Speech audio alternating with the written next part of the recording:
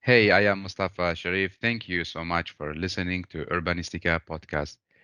This is gonna be the first episode of the second season of Urbanistica podcast. I'm looking forward. This episode gonna be super interesting. We're gonna talk about Artwell and how art can empower the mental and physical health. I have the pleasure to welcome my guests, Sarah and Kristen, to Urbanistica podcast. Hey, and welcome. Hi, Hey, Mustafa. hi, Mustafa. Thank you. Thank you so much for joining, and thank you so much, by the way, for reaching out. I'm really happy. The topic is very interesting. So great. We felt like it was immediately an important topic that you should bring up. And you seem like such an approachable guy. So we just thought, yep, we need Thank you to so get much. in touch. Yeah. And I was really happy. I was on the homepage reading, so I'm really, how to say, excited about this. Great. We are too. Yeah. Yes. So how is it now? Are you both in Stockholm? Sarah, you're Stockholm? Yeah, I'm in Stockholm, just south of Stockholm, out in the archipelago, actually, at Dalarö. Nice. And Kristen, you're I am also on Dalarö in a different space, but we both live on Dalarö. So we're both here. Yeah, just getting ready for vacation. yes. It's gonna be interesting this vacation, especially with the COVID-19 and the Yeah. lockdown. I guess you're gonna be in Definitely. Sweden, right? Yes. Yes. Yes, there's no actually. I was thinking for the most part, but then I just realized, yes, we are grounded. We normally spend most of the summer in Canada, but this year it will be very local, which is good too. There's so many great things to see in Sweden. Yes, So there's no Absolutely. e- Absolutely. exactly. We sometimes I feel bad because I'm not so much locally, but because of the COVID-19 now I got used to know the neighborhood, the local restaurants, and also now like the different beautiful places here in Sweden as well. So it's Yeah. the positive side of the pandemic. Mhm. Yeah, totally agree. So let's start with our storytellers. Today you are our storytellers. So we can start with you, Kristen. How would you like to introduce yourself and please tell us about your passion? Okay, my name is Kirsten Hinder. I'm Canadian originally, and I'm co-founder of Artwell together with Sarah.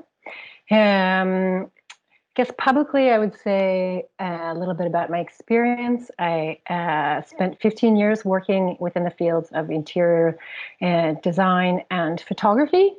And then more recently, I did a master's at Stockholm's University in curating art and with an emphasis on international law and management.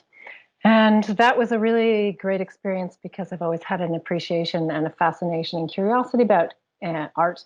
And so it gave me a really great context to pursue that in.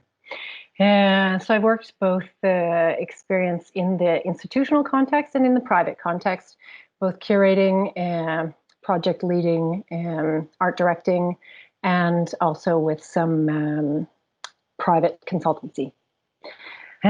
Personally, I would say that I am driven by anything to do with aesthetics, particularly fine art and design, but I love basically everything aesthetic. I have a real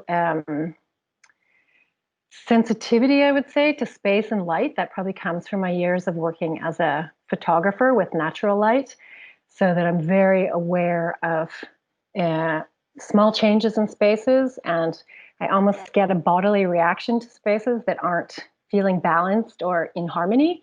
So that's sort of like become a life quest, which of course really impacts Artwell and our work with Artwell, to make sure that spaces can be as balanced as possible so that people feel well in them. And that's what we're going to talk more about today. Yeah. Yeah, very interesting journey from from country to country, from university to university, from a field to another field. Yes. It's going to be super interesting to hear your experience, your thoughts about Artwell. So looking forward this episode. And Sarah, so the storyteller number two. How would Yeah. you like to introduce yourself? Tell us about your passion. Yeah. Well, I have a completely different background, which is why we complement one another so well within Artwell. I actually have a long experience working with different leading roles in change management and project management, mainly within the finance industry, both in Sweden and internationally as well. And that has, I mean, the change management that had taught me a lot of insights from large corporates in terms of how people are working and how people are feeling when they're working, and how actually spaces within different corporate environments can affect the way that you are conducting your work and how you make your colleagues feel. So I'm very passionate about making, I wouldn't say life, but making people feel good. You know, I have a strong drive and a big portion of empathy, and that has always been throughout my working life. But as well as I studied, I was very active in the student unions, for example, just always wanted to like making changes a part of life and something good about it. So I have a Master of Science in Business Administration and Economics. So like, and the biggest part I spent in the finance industry, but now I totally changed gears and changed direction, which is fantastic. Yeah, It's so fantastic to feel how you can use whatever you've been working with previously and still use your skills in new ways, and that's yeah. I brings me wanted to ask. passion as well. I wanted to ask you, was it like hard to leave your comfort zone and start in this field? It is both ways. I mean, it's different comfort zones, but I'm really passionate about what we want to achieve within Artwell. So that's just really, really positive. That's not like stepping out of a comfort zone, because that's some more like, oh gosh, this is what's been sort of lacking a bit in my life. But of course, then you have the other part of the like comfort zone in like, well, I had a full-time job and now I have my own business, and you know, so it's different aspects, but it's all positive. And I think it's so good to just stop doing a bit. If you've been doing something for a really, really long time, just if you have the possibility just to take a small pause and feel like, okay, so what else can I do? What else can I achieve? And what can I use my energy for? So yeah. Yeah, I would love to speak more about this, that if, in case you feel positive about a new business, just like go for it, try it. Yeah. What's the worst case scenario could be? But this will save it to the end of this episode. So let's start with Artwell. Tell me about the background. How did you start it and why? Well, it was actually art that brought me and Kirsten together. Me when I was leaving the finance industry, I chose to do that, and me and my husband were looking for a piece of art to put in our home. And since Kirsten and I were distant, like we knew each other a bit of it from a distance, so we contacted her, and she helped us with a fantastic piece. And once we got it installed, the piece, I recognized that every day as I walked down the stairs, I just had this huge smile on my face as I saw this beautiful piece of art, and it was fantastic. And even for my husband and my kid and the kids, you know, they started engaging. Oh, what is this and why? You know, it was such a big topic over the dinner table.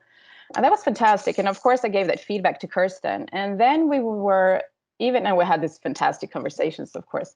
And we were really curious about, you know, what's the research behind this? And we started looking into it and more and more. And I mean, it's so interdisciplinary as well. But that was actually the beginning of Artwell, I would Yeah, say. yeah. And Kristen, why you name it Artwell? Well, the name kind of came, it grew organically out of different ideas that we had. But of course, a lot of the things that we're talking about and preaching are about the art of well-being or the art of wellness. So that was one aspect, but then it's double-edged because it's also art is very central to our spaces. It's one of several elements that we're using in multisensory spaces. So it just made sense to combine the two. And we did have discussions about the risks of hanging our hooks on the word art, because for some people it's so charged with so many, with either prestige or so many ideas of, you know, people either feel that they know about art or they don't know about art. But as we'll talk about later, it's not so much about art per se, but about using art as one element in a mix of elements that can positively impact people's well-being. So we thought it just, rhymed well with our ideas and has a good sound to it as well. Hopefully memorable for people. Yeah, I really like the name. And Sarah, when did you start it? Was it like many years ago or just recently? No, it's about a year and a half ago we started Artwell. So it's like not totally new, but still fairly new. Yeah, so like now you're in a startup phase. Yeah, you could say that. Yeah. And Kristen, what does the research show in terms of how art contribute to the mental and physical well-being? The research shows there's lots of positive impacts that experiences of art can give. One is chemical in terms of reducing the stress hormone cortisol, and can also lead to reduced feelings of stress and anxiety. Can help people increase their positive sense of themselves because it gives them a relationship of themselves to a lot of things in the universe around them that gives them, it helps us become said and feel like we know our place in relation to other things. We can get a better sense of ourselves, which creates self-esteem and can also impact our levels of empathy. Can also trigger positive memories, which is good for all of us, but it's also particularly interesting for research concerning Alzheimer's and dementia and how we can counterbalance or counteract memory loss with positive experience of art. And then I think also not to be understated is the importance of how much it can inspire us to see things in new and different ways, which is of course directly linked to being able to solve problems in our private lives and in our business lives or in school environments, so that people really get new perspectives and new energy and inspiration, which helps us be rejuvenated on a regular basis. Yeah, so there is a science that back up how important art is, and not, because the how to say the stereotype is about artists or people that in love with art. It's abstract. There's not really a science behind it. Right. Now, there is a science behind it for sure. And I think one thing, as I mentioned before, about it not being so much, it's not the way we're using art in our spaces is not the way people use art in galleries or museums. We're using it as one of several multisensory elements, and it becomes like a vehicle to transport people away from the stress or anxiety they might be feeling in their daily lives into another space, even if it's just for a short period, so they have the opportunity to cross a threshold and leave everything that they don't want to think about outside and be stimulated in different parts of their brain, so that in a short period of time they can be occupying their thoughts with other things that allows their prefrontal cortex to relax and be restored in this period of time. So, it's contributing this series of different curated elements together, which bring people into a much more effective micropause, you could say, so that they're better equipped to attack the rest of their day, even after just a short break. And we know the benefits of micropauses. There's so much research stemming from NASA's own practices to all kinds of different neuroscience. There's a ton of research there. So it's just a case of how we choose to take those micropauses.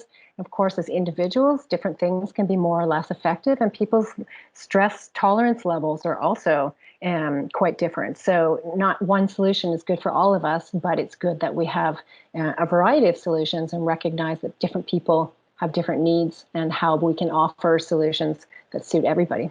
Exactly. Different people have different stories. Sarah, do you still feel excitement when you look at the art piece that you get for I some do. years ago? I do.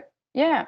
Every day, several times per day. It is fantastic because it's different and it comes out differently in different lighting. And yeah, it is amazing. And I must say that I didn't have a lot of experience from art previously.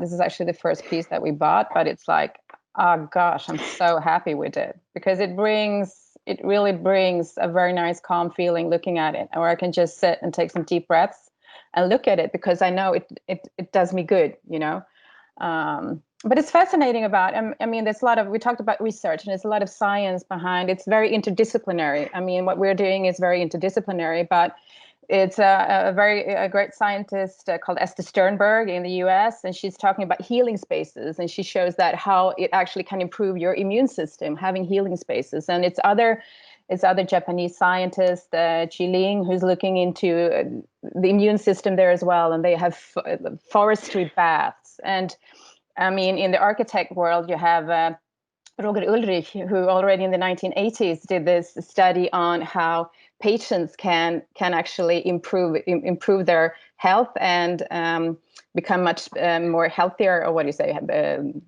They improve much easier when they're looking at nature rather than a brick wall. So it's like massive, the amount of research that exists, which is fantastic. And also today, we know that the interdisciplinary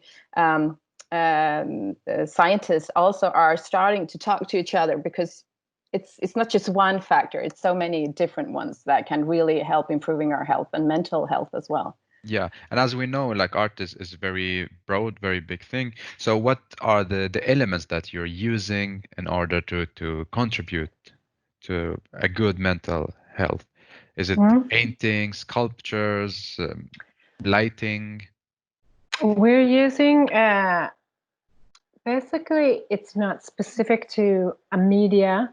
We're using a variety of different elements, including lighting, different art media, including could be sculptural. Right now, we're working a lot with video art. We're using scent. We are using soundscape. We are using tactile surfaces, and we are using materials that are natural, because all of the science points to how each of these different elements can have a restorative effect. And we don't necessarily use all elements in a space, depending on the size and the complexity of the space. But it's good to know, back to, again, from an individual's perspective, we all have different needs and respond well to different types of restorative processes. So that's sort of the wide spectrum. And then the art is not so much about the art in itself. People will say, well, art is so subjective. You know, how do you choose art that everyone feels good about? And it's not really so much about a specific media or style or subject matter. It's more about choosing art that incorporates the elements that we know from science, has the palette, the form, the textures, the natural elements that all combined, we know, make us feel better. So whether somebody says, oh, I don't like that painting or not, that's not really about that, because we know, yes, it is subjective, but the art is more, as I said before, like a vehicle to transport people together with the other elements into a space where they can be relieved from their stress and recover from whatever anxiety they're suffering from, or just on a preventative basis, which is it's super important that we don't just seek help when we feel totally run down and like we hit the wall, that we have habits that need to be changed. So over time, we realize that we get small triggers. We understand, okay, now I just need a change of environment, have a space accessible to me where I am when I need it. And that's super important, that you don't have to do all the work yourself, that we help people by giving them spaces that are accessible and filled with the right content, so that their restoration is effective and can happen when they need it and not have to wait for it. Yeah. So now we are talking also about spaces, about different rooms. Yes. So would you like to share, I'm interested, how do you do it? Like the process from the meeting the person until the person is super happy, as how can we see it in Sarah's face? Well, I mean, every space is unique and tailor-made after our client's needs, of course, but we're always using like a 7-step process. And that is contained by a pre-study where we're analyzing the situation of today with a client.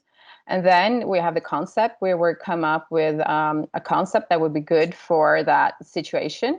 Either it's like a low budget, very small space, or it's a bigger space. I mean, all dependent on what the client wants. And then we have the design part, which is where we specifically choose the different elements that we want to get into the space. And then we have the installation phase, which is quite self-evident. And then we have education as well, which is sort of like It depends on where that part comes in, but it is very important to have seminars, workshops, and talks to people. Let's say it is at a corporate, to talk to them so they understand why this is important and why we're doing it, because it's not just as any space. This is very specific, as you know. And it's also very important during this whole process that we, of course, have management, because this is a leadership question as well. It's not about entering a space or not. It's about allowing. It's a lot of stigma surrounding also the taking small breaks for restoration. So the management continues as well, but that's within the education part. And then we have the curating, where we ensure that the space's content is relevant and updated.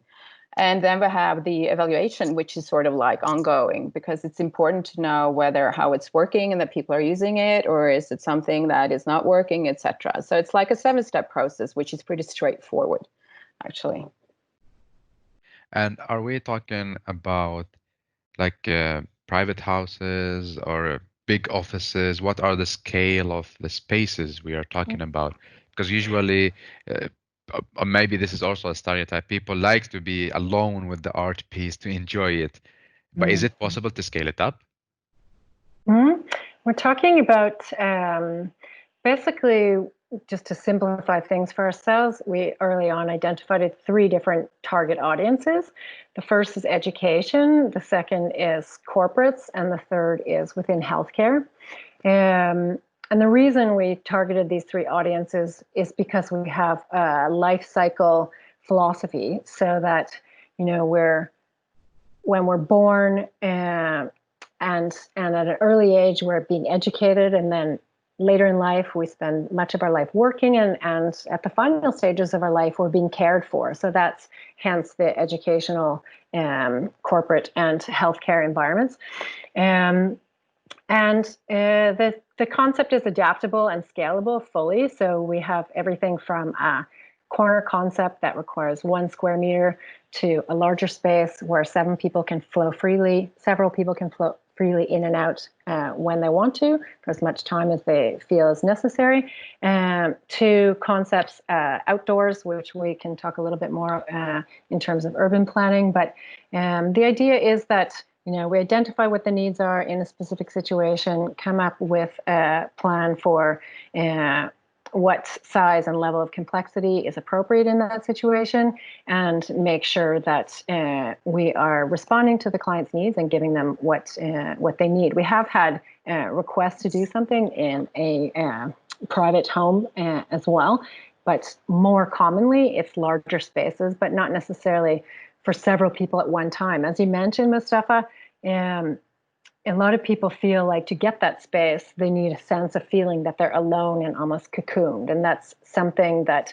you know, we encounter in different contexts. So, okay, in this case, we want a space maybe that several people can take part in, but they still want to feel like they're alone. And that's a challenge, which is a really fun challenge, because we get that that's a need that a lot of people have, that screening off and the capacity to just feel like I'm on my own here and I just need my 5 minutes. You know, people say, I just need to have 5 minutes to collect my thoughts. And interestingly enough, when we ask people, because we've interviewed probably 200 people about this, what's your go-to space? When you need to just collect your thoughts at work, where do you go? So before we tell you what the answer is that we've received most, Mustafa, what is your space for that? Do you have a go-to space for recovery?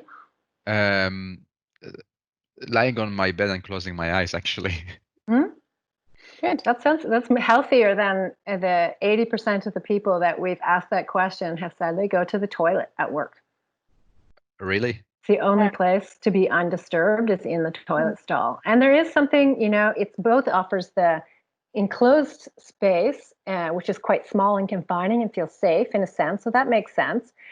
But it feels so inhumane and wrong that that's the only place that people feel like they can be undisturbed and actually gather their thoughts. And if they need to get energized, or if they need to just exhale and sink their shoulders, it's quite sad. And then we have people who say that, you know, they go, it's lucky my office space has several different floors because I can just disappear up to the 7th floor and nobody knows where I am. It's awful, because it really feels like it's not a positive retreat that it could be. It feels like just escaping and hiding from the stress and anxiety that is bogging people down. So that's awful, which is one thing that we're responding to, is to try to offer alternatives for that. Yeah. So how do you solve it? That's very, to be honest, very depressed, very sad to hear that people run to the toilet. It's not that I'm not, how to say, disrespect the toilet as a function, but I mean, architecture but should that's the provide. safe space. I mean, we're humans, should be creative and more in finding other solutions that providing a toilet as a place. So how do you solve this?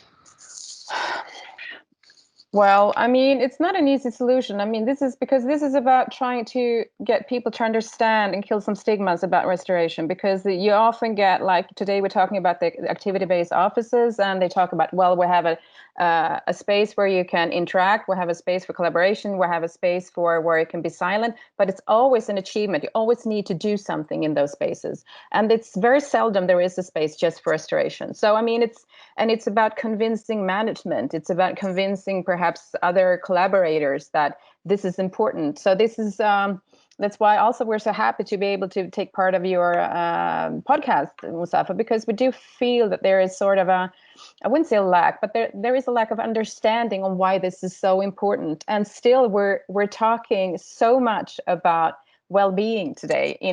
We talk so much about sick leaves. We talk so much about what you can do to feel better. We talk about exercise, and we talk about restoration, but we don't talk enough about what you can do to actually get that restoration, and how you can get that at work. When you look at like different suggestions for like, okay, so this is the ways that you can recover at work. It says like, take a pause, but it doesn't say anything about where to take that pause, because also imagine that almost 50% of the population is introvert and the other rest is extrovert. So for an introvert to be in spaces where you like have this beautiful lounge areas, but you always need to interact, because even of course taking a cup of coffee is some sort of break, but it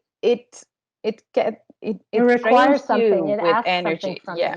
And it's so much, it drains energy from an introvert person. It drains energy just by going and talking by the coffee machine or having lunch or an after work with your colleagues. But even extroverts need, sometimes a break from like everything happening around us. And we do think that it's so important that we're quite stunned actually that not more are taking this into consideration, or are rather referring to the coffee areas and beautiful lounges. I mean, there's so many beautiful offices today. So it's as a little anecdote, we did a workshop recently at a company that prides itself on its sustainable profile. And one of the women in the workshop, when we posed the question, where do people find their restoration? Out of 5 women, 2 said there's just no time. 2 said they go to the toilet. And 1 said, well, I do actually sit in the sofa area where it's comfortable furniture and a nice space. But I have a prop with me. I hold a book. I don't read the book, but I feel like I have to hold the book in front of me to show that I'm doing something. And this is so interesting and tragic, but so interesting, and just cries out the need to do something about this, because to feel like we're not worthy and we're not positively contributing to our workspace or to society if we're not active all the time is such a big problem. And the feeling of having to not only be active, but to communicate how active you are, because that produces likes, that produces a place in society, that produces maybe a raise in your job. We are rewarding this overactive connectedness that we're all suffering from. And the more the higher people say jump, we jump, because we know there's a reward at the end of that. Nobody rewards somebody for saying, you know what, I just feel like a little bit down today. I feel like I need to just stay home and take care of myself. There's no reward. You're not allowed to say to feel that. No. And it's the most natural thing in the world. If more people did that, then we would not have the high personal and economic costs of long-term sick leaves, of the rising mental health issues. The World Health Organization predicted, this is years ago, before anybody heard of COVID-19, but that the world's leading global health problem by 2030 would be depression. And it's like, if we're not already there, we're going to be there before 2030. It's so, it requires that we really relearn how to be inactive and the value of that, and respect people's inactivity, and respect when people say it's about being and not necessarily doing something, because every time we're doing something and expected to produce something and expected to deliver something and expected to show ourselves publicly, we come further and further away from being able to have this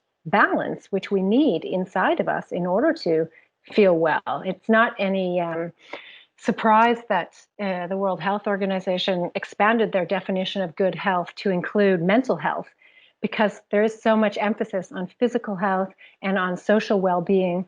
But mental health is, of course, the third part of that equation that has always been on the back burner. And it's becoming more and more something that people have latched onto and are understanding the importance of, but there still are stigmas.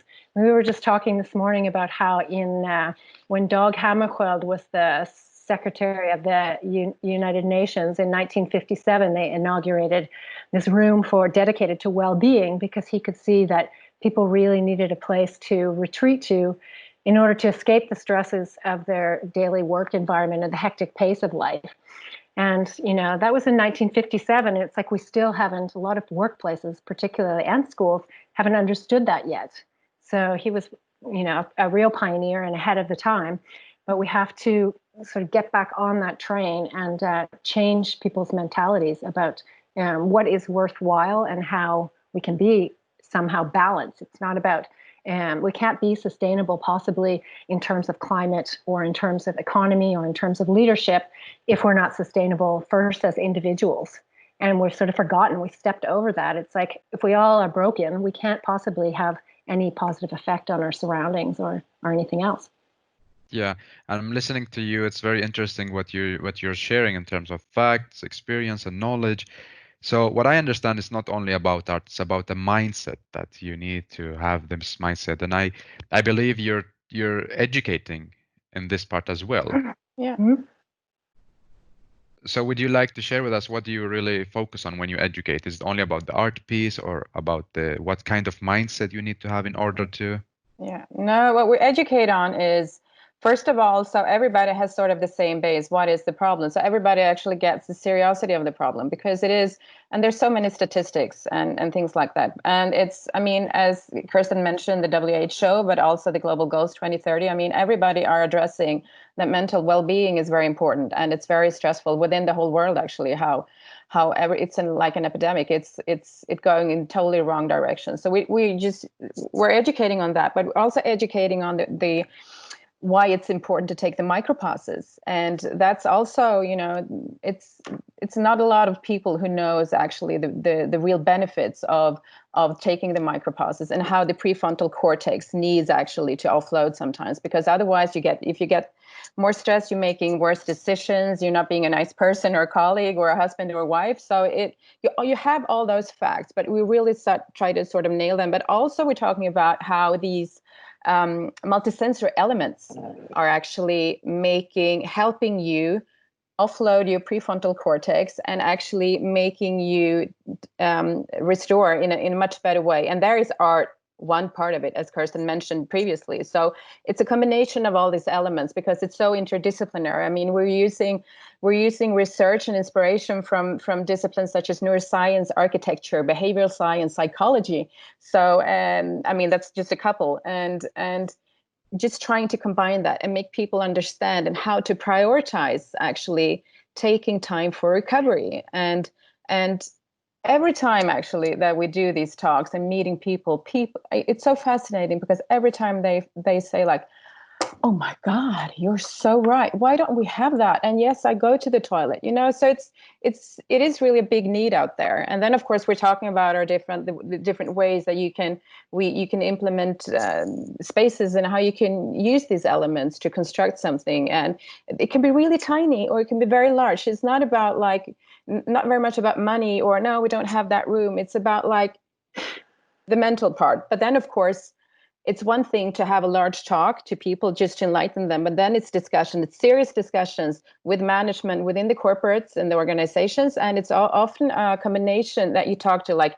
HR, you talk to like upper management, but maybe even facility management sometimes. So it's not just one single question within the companies either, which is like, it's a bit of a challenge sometimes to like hit the right person to talk to. And then you have architectures if it's a project. So it's very it's a large variety. But I mean, we do, to summarize it, it is a lack of knowledge out there, and that actually like reclaiming the sustainability word, because now it's very much about sustainable investments and sustainable climate, but the sustainable individual, like the life cycle. I mean, if you can't be a sustainable individual, it's hard for you to be like sustainable in the other things that you do. And it's hard to get the sustainable societies. It all comes together. And that's also what we talk a lot about. And it's, you can really see that some people like, yeah, I can be sustainable. I haven't thought about that, because it is an important word, but it's a bit hijacked sometimes. So, I think also, can I just interject and say something about the spaces? Because I think the curatorial aspect is something that people need to understand, because people could say like, oh, but we have an interior designer. And then we have to say, you know, we have to educate them about the difference, because yes, interior designers are super important. The architects are super important. There's all these different people bringing things to the mix, but what we're doing is not the same thing, and that requires education. We realize that in some ways our concept is a little bit abstract for people to understand, but it is this intricate dance between these different elements that are all scientifically proven to make us feel better that we're working with. So, for instance, if I'm choosing a piece of art for a client in their private home, and I know they are super social and want to have it in a space that gives off a real party atmosphere or a certain energy, or then I choose one piece. But if I'm working on an Artwell space and we're curating different elements for that, then there's a totally different set of parameters in mind. So it's not about, you know, a specific artwork in itself. It's about what that artwork, together with these other elements, brings to this mix, which is like a cocktail of different things that is so important that it's right. And that's where my maybe like nerdy oversensitivity to space and allergy towards spaces that feel unbalanced and inharmonious comes in handy, because I'm like the lab rats. Like if I feel good in the space, then most people will feel good in the space. So it is a craft, and that's a science in itself that people need to understand, because it's not just, oh, but we have a big corporation and then we have an art collection. Okay. That means nothing if you're not using it in the right way. Does it reflect your company's values? Are you having somebody help you with putting pieces in the right places? Or do you have a room that people can go in, as you said, Mustafa, where they can contemplate a piece in isolation? You know, I know so many people who say, even in my own house, I just can't get peace. And that's something that, you know, or people who say the only peace I get is in the toilet or driving my car. I can be sitting in traffic, but I don't care because I'm alone. And that's something that a lot of people are struggling with today. So we need to help them. We need to make these spaces accessible so that people feel like restoration is there for them, so that it just becomes a natural part of our day, interjected throughout the day, when we feel like we just need 5 minutes to mentally prepare for something, or to, you know, we just before we go to pick up our kids at doggies, or when we arrive having sat in traffic on the way in, just to like keep that balance so that we don't end up hitting the wall, which so many people do. So it's a preventative mentality. Exactly. And me as an urban planner, I'm interested, is it possible to scale it up to city level, or no, we lose the value, the magic of this? No, I think it's definitely possible to scale it up, absolutely, with interventions or even small spaces. I think it should be accessible within urban spaces, because it's something that should, both from a democratic perspective, it shouldn't only be reserved for people who have access to a space in their place of work or in their school or in their care facility. It should be something that we feel, you know, people who are in transit in urban spaces or don't have that sense of calm in their homes can go out and find that.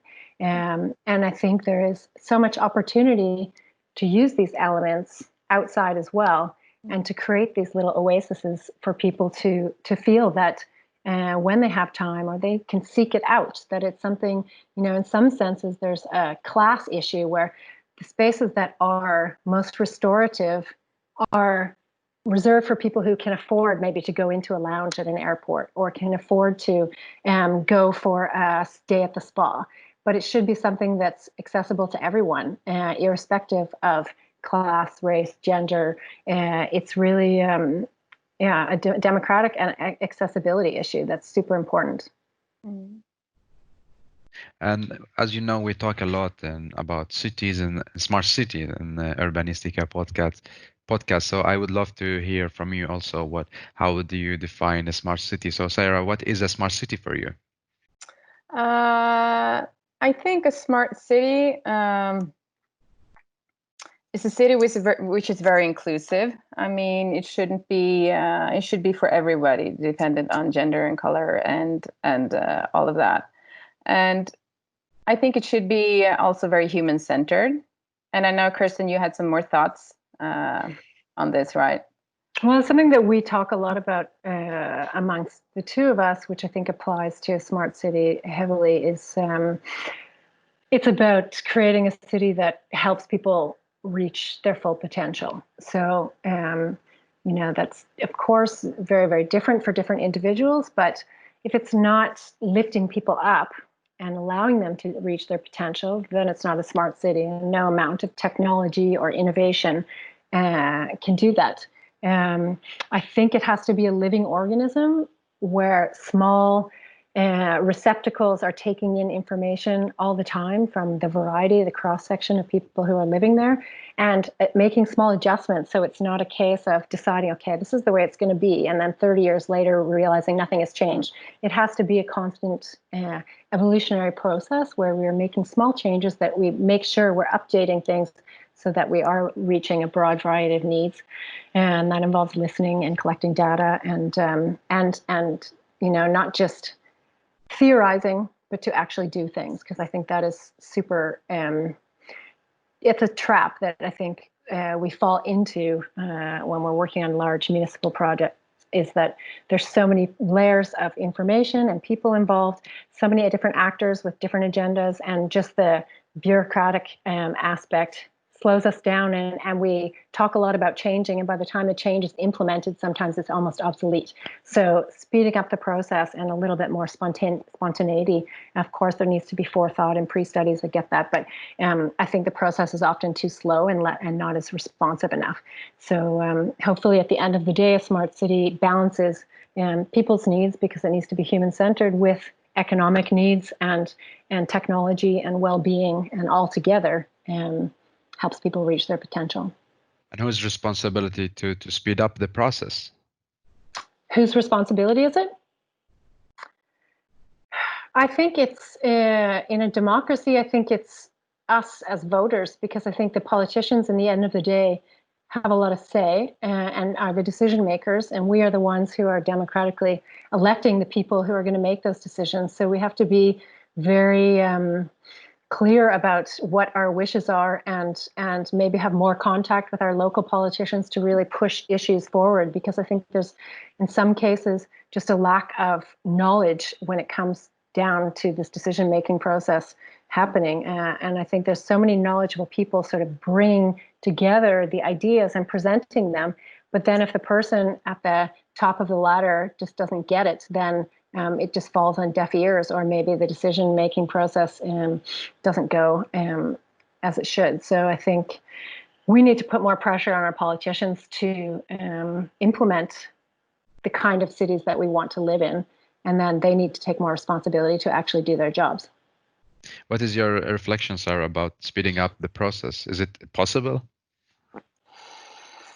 I mean, it's, with the political structure that we're having, I think it's a struggle sometimes about the ways that the amount of time it takes to actually get something working in the way. I mean, if you're looking at Stockholm, you have the city hall and you have the people working for the city, and with all the planning and what they're doing, but then still it's so many steps that you would need get it approved. So I would say that perhaps looking into, depending on what it's about, to actually speed up the process, because there are so many good ideas and there are so many people out there that want to achieve the same thing, and that we're not happy. And we need to be able to make changes a bit like like a fast lane. So I think to perhaps look at that, and perhaps look at other, I mean, we do have a political process, which I think is very important, but dependent on what we're deciding on, maybe also have different kinds of like challenge a little bit in the way that we're working with these questions, and perhaps uh, set together different kinds of groups. And like I said, the fast lane to get stuff improved. And it doesn't have to be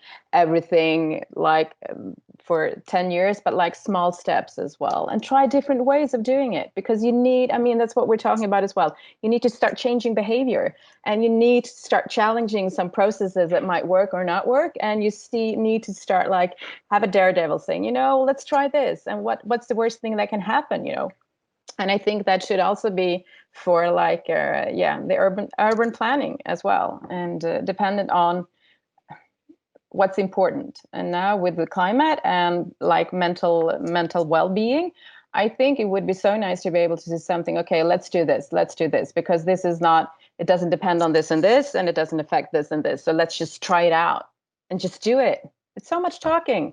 So basically the change starts from us. We shouldn't wait for someone else to. No. You obviously always need to like talk to people about what you want to do, but it's also important to listen, because sometimes people are so stressed or busy with their own, so they're like, no, okay, I have my job description, I'm doing this, and then someone comes in and say like, well, do you want to try this, and they're like, ooh, perhaps, but I don't have time now. So that is sort of like almost like down, yeah, it's a little bit of a vicious cycle. Swedish, it is, and that is a problem. And it would be nice to have like think tanks or whatever discussions about, okay, so how can we speed it up? And like I said, less talking, just do it. Yeah. And if I would like to ask you for a change, if we go back in time and you're allowed to change one thing related to architecture, urban planning, and design. So what will you change? This change will be applied in all cities. What will you do? Just one thing. I would say more urban forests. I think urban forestry, we have so much research pointing to all the benefits of forests and nature and being in nature. And with each generation, we get further and further away from nature and more disconnected. It's not a surprise that since we spent 99.9% of our evolution in nature, that our bodies and minds crave nature.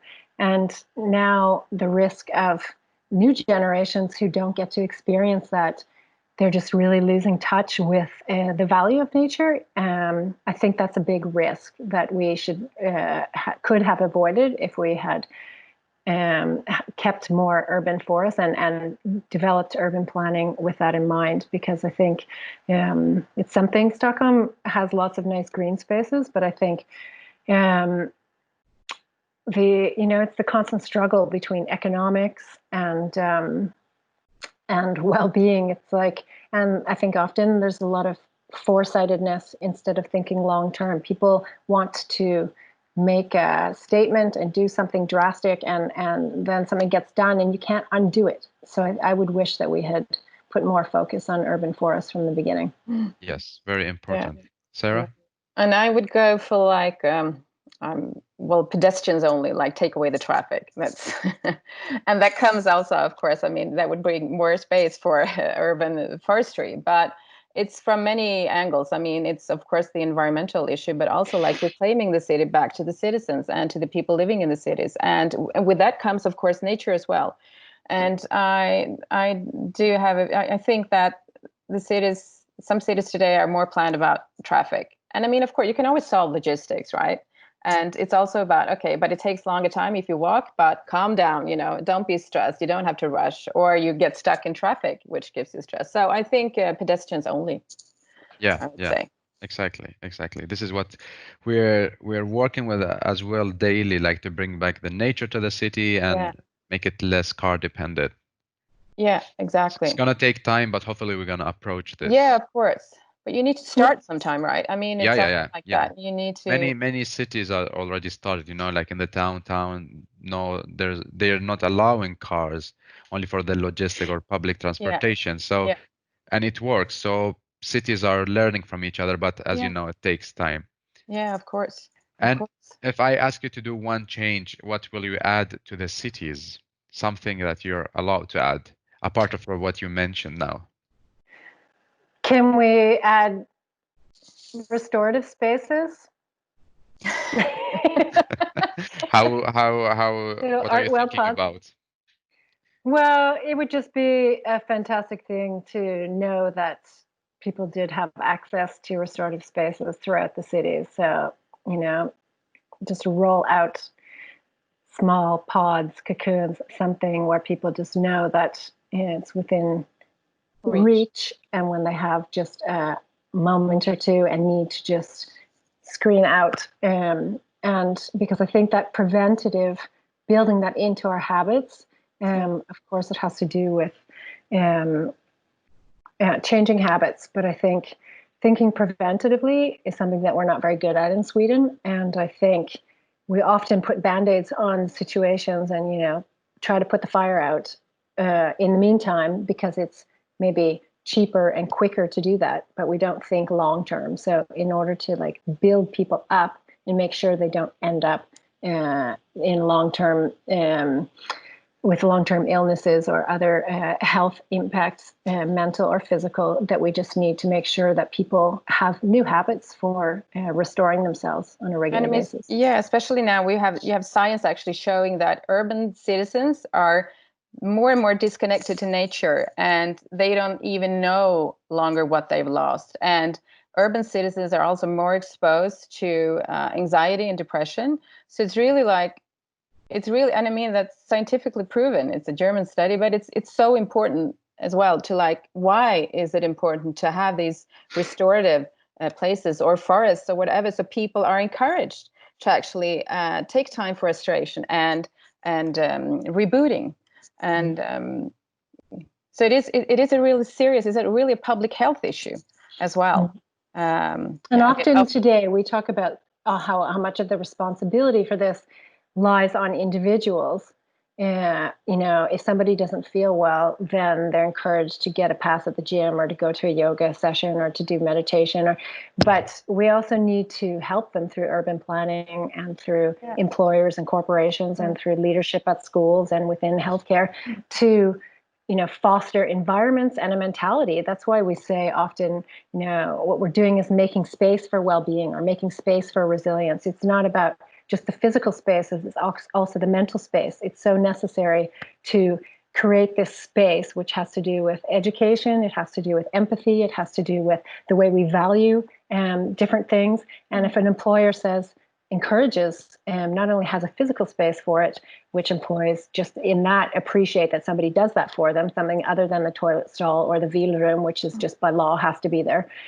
But by actually making that investment in your employees or in your students and saying, okay, this is something that we want you to have because we believe that you will be at your best if you have the opportunity to take these small breaks and so that the employers need to take responsibility, the politicians need to take responsibility, urban planners also need to think about how to take that responsibility so that we all together, both as individuals and collectively, make sure that space does get designated and used in a good way.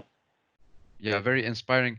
And if I would like to ask you, how would you like to summarize this episode in the three takeaway messages, like the very important messages that we should take with us after this great and amazing conversation? Well, the first one is dare to make space for restoration, because it is about being a pioneer to some extent. And the second one is dare to think and act more preventively. We've been talking about the band-aids and the reactive parts, but we need to be more preventively. Which often has short-term economic consequences and requires a visionary of sorts. But the long-term benefits are so overwhelmingly positive that thinking preventatively and acting with a preventative mindset, there's so many positive long-term benefits that we really need to do that. A third one, I would say, dare to reconnect with nature in a meaningful way. And that, it's not just about, and this is probably most specific to urban planning, Mustafa, so this is your backyard, but dare to think about green spaces in new ways, and to think not in terms of just innovation, but multi-layered. As individuals, we have different needs, and we are restored cognitively with different means. So it's not enough just to put a green space between 4 buildings and call it a park and say that people should go there. We need to draw them in and capture their attention and make sure they stay long enough to see the rewards of being in that space. And that can be an intricate theater between different multisensory elements and nature that is super inspiring. And, it's not just to create a park, but it's to create a park that people want to be in and stay in, and then can reap the benefits of. So I think that's has to do with many things, but I think that's something that in some cases there are good examples of, and in some cases it could be a lot more well thought through. And I think also all of this, this is sort of a fourth takeaway message, but just to sum up all of that stuff, I would say that we need to start remembering that restoration is not a luxury, but it's a basic human need. That's something that I think a lot of people see it as, oh, I'm gonna take some me time. It's not about taking me time to be selfish or because you're egotistical. It's about actually responding to the needs you have. I need to go out for a walk now. It's not because I don't want to be with my family, but it's because I feel that what I'm going to get out of that walk in nature, or what I'm going to get out of that visit to an art space or whatever, is going to replenish the energy that I've lost when I'm working or healing or studying. So this balance and equilibrium is so important to recognize that, we can't just give. We also have to take. And we need to do that as individuals, to have that little voice that tells us, now I've given too much of myself. Now I need to take something back. Find the right space for restoration. And so it's a big responsibility for all of us. But it's so important. Yeah. Thank you so much for the very, very interesting takeaway messages. I'm very happy, very glad that we had this conversation. Thank you so much. So are we. And the 3 hashtags for the episode. Well, the 3 hashtags. We have one called Spaces of Mind. I don't know if we said, but we call our spaces of mind, because it's a well described. It describes well what we're actually doing, giving the mind some space. So Spaces of Mind is one. Restorative Spaces is the second one. And then they're not in a specific order. And then Sustainable Individuals, of course. Yeah. So those 3. Yes, thank you so much again, and I will be super glad to meet you in the real life, and we talk further about the different interesting topics in the future. Absolutely. Excellent. You need to come to Dalarna. Yes. By the way, did you plan for the summer vacation, or what is going to be next now? Well, yeah, it is a bit of a summer vacation in a couple of weeks, but we still have some stuff within Artwell that we need to plan for the fall, and have some other things. But it's vacay coming up. Yeah. But as we mentioned in the beginning, it's going to be more Swedish based. Yeah. Which is not bad at all. It's beautiful. I believe it's going to be super beautiful. Yeah. Thank you so much again. Thank you. Thanks, Mustafa. And thank you so much for listening to Urbanistica podcast. Please don't forget to follow on Instagram and subscribe the YouTube channel for the talks. And if you have any great story, just email me just how these great people did. And now we learn so much about interesting topic. Urbanistica is being produced in collaboration with Landskapslaget, that working with landscape architecture, urban planning and design based in Stockholm. I am Mustafa Sharif. Keep up the good work. Keep loving cities.